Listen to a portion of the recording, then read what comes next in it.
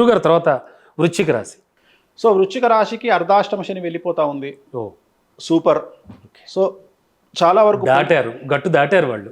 చాలా వరకు politicians, cinema వాళ్ళు ఈ రాశిలోనే ఉన్నారు.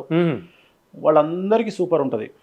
విద్యార్థులకు విద్యాభంగం లేకుండా ముందుకెళ్తారు, వీసాలు వస్తాయి, ఉద్యోగాలు వస్తాయి, ఉద్యోగస్తులకు ప్రమోషన్లు, బదిలీలు ఉంటాయి, ఆడవారికి అన్యోన్యత పెరుగుతుంది, ఆడవారికి భర్తతో అన్యోన్యత పెరుగుతుంది, ఆడవారికి మనకు ఏమంటారు అవివాహితులకు వివాహ యొక్క సూచనలు, సంతానం లేని వారికి సంతానం, ఫ్యామిలీ ప్రాబ్లమ్స్ అనేవి ఉండవు, సాల్వ్ అవుతాయి. అలాగే విపరీతంగా సినిమా వాళ్లకు, పొలిటీషియన్స్కు, ఆడవారికి అవకాశాలు దక్కుతాయి. వ్యాపారస్తులకు రూపాయికి 100 రూపాయల లాభం వస్తుంది. పత్తి, ఇనుము, నెయ్యి, ఉప్పు వ్యాపారం చేసే వాళ్లకు విశేషించి అనుకూలంగా ఉంటుంది. రాజకీయ నాయకులకు సంచలనాలు జరుగుతాయి పాజిటివ్గా. అలాగే పదవులు వరిస్తాయి, జనాల్లో వశీకరణం పెరుగుతుంది.